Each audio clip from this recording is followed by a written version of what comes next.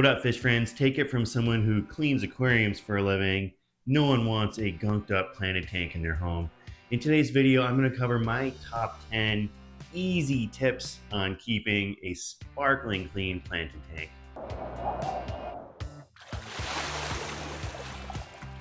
Number one, don't be fooled by all those products out there. One time I went over to someone's house and they had this product that was labeled as an aquarium cleaning rock. And so they could label things any way they want. But if it seems too good to be true, it really probably is. All it did was it was a porous rock that held beneficial bacteria. And while it will benefit your tank, it's not going to clean your tank for you. Other stuff that I see are like liquids that you can drop in the tank that completely eliminate all sorts of ammonia or nitrates. Not really the case as far as I've seen. Aquarium cleaning filters, things that you can basically set up and then they just take care of your tank altogether. Not really the case. You got to clean the filter out because all that fish turd gets stuck in the filter. It's got to have somewhere to go, right? And that's where you come in. You can buy all these crazy, crazy fancy things. In my opinion, besides the equipment that goes on the tank, all you need for cleaning the aquarium are a few buckets, maybe even one if you have a small tank, some hose. One that hooks up to the faucet is ideal unless you like carrying buckets of water. Also, I have a really big tank here and actually more big tanks. So for me, it really helps to have this faucet adapter. Makes it a breeze, and then I can just drain right outside into the garden as well, watering my plants and stuff. Small hose is also helpful to get in those little corners. And then you're going to want to have some sponges, scratch-free sponge, or maybe Mr. Clean Sponge if you have an acrylic tank, and then a little aquascaper kit with some scissors and forceps to plant your clippings. A pipe brush also comes in handy, and then like kind of a bristle brush as well. All of these items, these are my bread and butter tools. I use them day in and day out when I'm cleaning tanks. And of all the times that people show me their fancy toys and crazy equipment things, they've never made a difference for me. Most of my cleaning stuff I can just get at my Kroger supermarket. Number two, filters, which could easily be number one, the most important thing to keep a sparkling clean tank, because filters actually pick up all that gunk that's floating around in the water, all the particles and things that basically make a tank not crystal clear. That's what your filter is picking up. You could use a sponge filter. I am not the biggest fan of them for like big tanks like this where you have a lot of fish and stuff. They're good for little rearing tanks, maybe not display tanks like this. At least in my opinion, I know there's a lot of big fans out there, but you're gonna want something like a canister filter or a hang on the back or a sump, something where it's pushing a lot of water around your tank and it's picking that water up and pushing it through a sponge and trapping all of those particles in the sponge. Just as important as owning a good filter is cleaning it out. If you let this filter get so gunked up that the sponge isn't able to trap any more stuff, then it's not really going to do you any solids. If anything, you could be looking at problems once that filter is gunked up for months and months and months. It might stop running, and then the motor will basically burn out and you're destroying your expensive equipment. So make sure you maintain it, not only to take care of it, but to keep your tank clean. And like I mentioned, there's all sorts of different types of filters. I do think it's important to think about the media that you have in the filter. You want to have some coarse sponge to trap those big particles, big chunks, and then you want to have some fine sponge as well, or even some filter floss to trap all those teeny tiny particles to ensure that your water is as clear as it can be. And then one other thing to think about is gallons per hour. I know a lot of like high-tech folks prefer 10 times your tank turnover volume per hour, and that seems a little excessive to me unless you have real strong swimming fish. I would be aiming more for somewhere around, 3 to 5 times your total tank turnover volume. The third thing is easing into things. This is something that I see a lot of my clients struggle with. It's so fun to come up with an idea or read something and then implement that right away. I can be guilty of this as well, but we do want to be cautious making tons of big changes to our tank. If you want to figure out what is causing a particular problem and you make 10 changes, you don't know which one of those changes has resulted in fixing that problem. Start with one change at a time. You got tons of algae, reduce your lighting. If that doesn't work, try more flow in your tank. Try feeding your fish less. Try using a different fertilizer. There's so many different things that you can do, but slowly approach these problems. Like I said, you make all those changes. Now you've taken so many things away from your tank that the plants aren't growing as well. So keep in mind that a lot of the things that we've done initially that might cause algae or other problems do have potential benefits for your tank as well. So really ease into those changes, try and monitor and think about what are the impacts of what I'm doing? How is that affecting my tank? Really think about what you're doing and don't just willy-nilly make a bunch of crazy big changes to your tank. Number 4, use fast growing plants. I am such a big fan of fast growing plants. They are a complete game changer. So there's 2 types of plants in particular that grow quickly: the stem plants and floating plants. And both of those are so effective at cleaning your aquarium. And I mean cleaning, they're not going to scrub the glass for you or anything like I mentioned earlier, but they will filter a lot of stuff out of the water column, and they'll grow very quickly, providing shade for the slower growing plants. A lot of these slower growing plants also don't like to be blasted with light. I can't tell you the amount of times where I've had problem tanks. A new client calls me because their tank is just infested with algae, and even though they have all the bells and whistles, the fancy light, the CO2, the auto doser for fertilizers and stuff, there's still just a storm of gunk and algae and dead plants everywhere. A lot of that is because people have picked the wrong plants. They want all these reds or fancy new plants that are entering the hobby, when really the best way to get a nice looking planted tank is just to have lush growth. Regardless of whether these plants are like, easy or hard plants, I think a lot of people get stuck into this like status symbol idea where they want these fancy, slow growing red ones or spiky ones, or just ones for whatever reason are difficult to grow.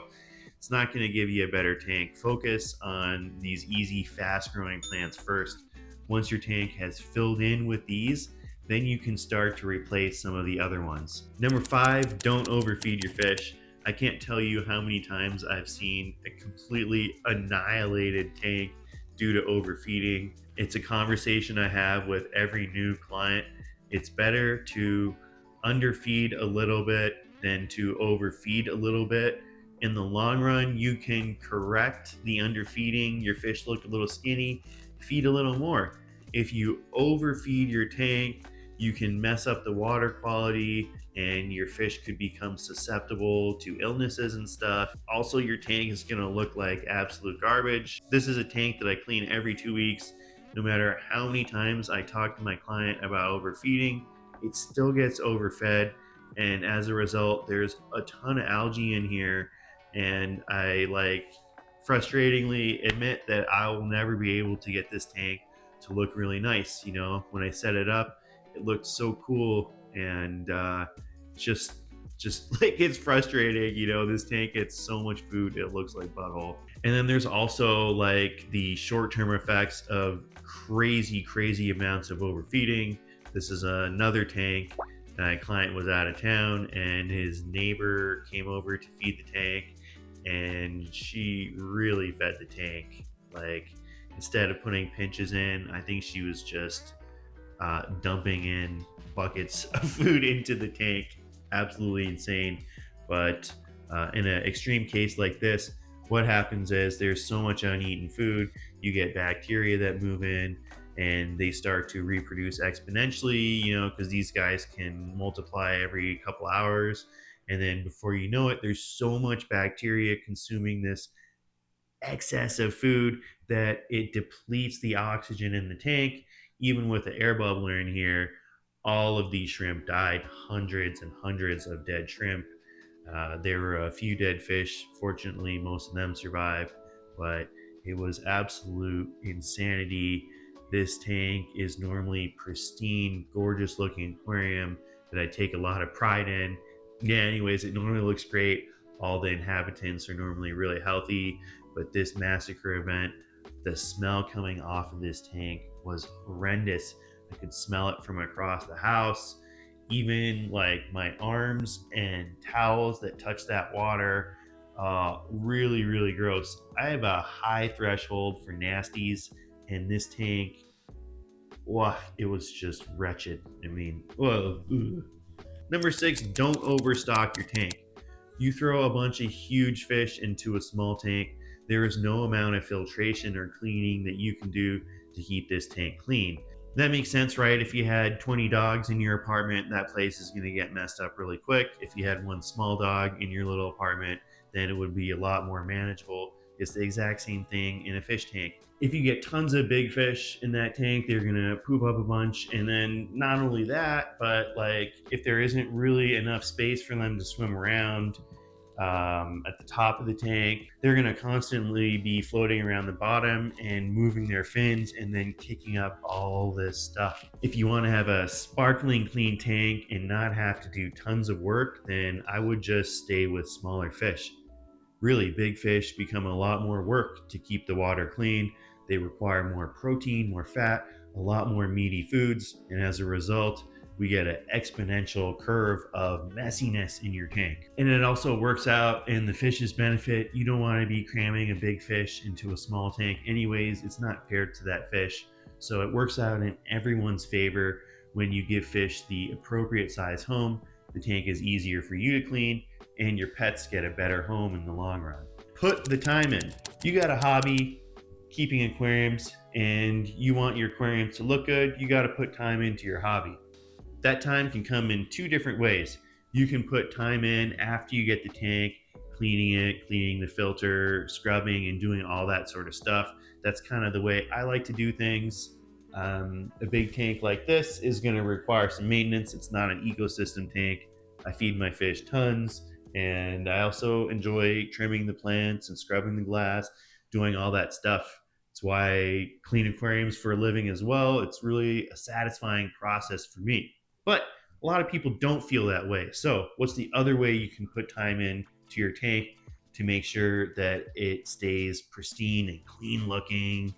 Is you can plan ahead. You can plan for an ecosystem tank. So, an ecosystem tank is basically one where you don't have to put in much effort at all. You have relatively low level of lighting, lots of big bushy stem plants, and then relatively small fish in there. The reason it's called an ecosystem tank is because it's balanced. It takes care of itself. The plants, the small fish, they cancel each other out. The fish poop, the plants consume those nutrients. It all works out. But as soon as you get too many fish or too big of fish, then those plants aren't going to be able to take care of the bio load. Now, regardless of whether or not you have an ecosystem tank, there's still some things that you're going to have to do every now and then. You're going to have to top the water off. You're going to have to clip the plants. You're going to have to scrub the glass. If you have a filter in your ecosystem tank, that's going to need cleaning every now and then, at least if it's doing its job. If it doesn't need cleaning, then what's the filter there for? What is it filtering? So again, aquarium keeping is just like any hobby. If you want to get better at it, then you just got to put the time in, doing the research, get your hands dirty, figure out how all this fun stuff works. Really great way to get smarter, learn a little bit about biology, chemistry, nature, yeah, all that stuff. Such a great hobby that pushes me to be a smarter person, I hope, and hopefully the same for you. An algae crew is a great way to give you an upper hand in the fight against algae. For anyone who's kept a planted tank, you know that algae will eventually find its way into the tank. Part of the algae crew is you, right? You got to get your hands in there and pull out algae, scrub the glass, and all that sort of stuff. But at some point, this job becomes impossible, right? I'm not going to get in there and clean the 100 leaves on the one stem plant, not to mention a 6 foot tank. I got hundreds of stems in here. I don't have time to do that, and no one does really. My favorite algae crew are a mono shrimp and autosynclus. Those two are definitely the best algae eaters. They're really small, which means they can get up on top of those leaves and really scavenge for biofilm and algae and other sorts of things that kind of make your tank unsightly. These two are, in my opinion, the best algae eaters because not only do they eat a large amount of algae per their body size, but also they eat different types of algae. So the autosynclus in particular really doesn't seem to have an appetite for proteiny items. Even the Amano shrimp will go crazy for algae wafers or frozen foods or dead critters in your tank. They have a strong scavenging sense, which is pretty normal for most animals. But the autosynclus almost exclusively eats algae. You rarely find them looking for meatier items. You end up with the fish like the Siamese algae eater. When it's young, it is so efficient at eating blackbeard algae and hair algae. It really goes around just destroying this stuff. Unlike any other fish, like no one else will touch blackbeard and hair algae. But as soon as it starts to grow, it really craves protein to feed its body, and then it pretty much gives up on eating blackbeard and hair and any algae for that matter. It just becomes a pet in your tank that's not doing any work for you. So some other cool members of the cleanup crew: dwarf plecostomus. I love dwarf plecos. Albino bristlenose, probably my favorite. There's also rubber lips, clown plecos, zebras, tons of relatively small plecos that you can put in a planted tank. These guys are really good for cleaning the wood.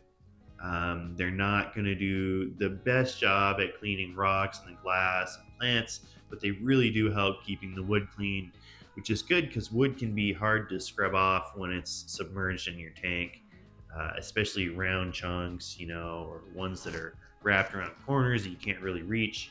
The dwarf plecos do a great job with that. And then my other absolute favorite member of the algae crew, which maybe isn't the best algae eater as an individual, but as a group, are cherry shrimp. The fun thing about cherry shrimp is they'll breed in your tank prolifically. So you can start off with maybe a dozen cherry shrimp, and then down the road, a few months, 6 months, you'll have hundreds, hundreds, hundreds of them. And the best way to keep your tank clean is to have a miniature army of critters that are hungry going around. I talked about all those little tiny leaves. Autosynclus and Amanos aren't going to reproduce in your tank. You're stuck with what you can afford, whereas the cherry shrimp will breed so prolifically that they'll hire enough crew to take care of the grounds for you. It's awesome. I love them. They're so effective, and they come in every color. Number 9, finding a balance with lighting. This is something that people struggle with a lot, and I completely understand, right? It makes sense. You have plants that need light to grow, and you want them to grow strong and healthy, so you give them more light. Problem is, algae also likes more light, and algae is like the number one destroyer of planted tanks. A lot of people call me because they're struggling with algae and they're ready to give up on the hobby. I've seen plenty of people dip out of the hobby because of that. And it's unfortunate, really, that lighting is the problem. Lighting! Yeah, just too strong lighting. If you got tons of algae in your tank, then reduce your lighting. It's fairly simple if you are keeping a low tech tank. Too much algae, less lighting. Now, where it does become more complicated is if you're doing a high tech tank, one with fertilizers and CO2 and stuff.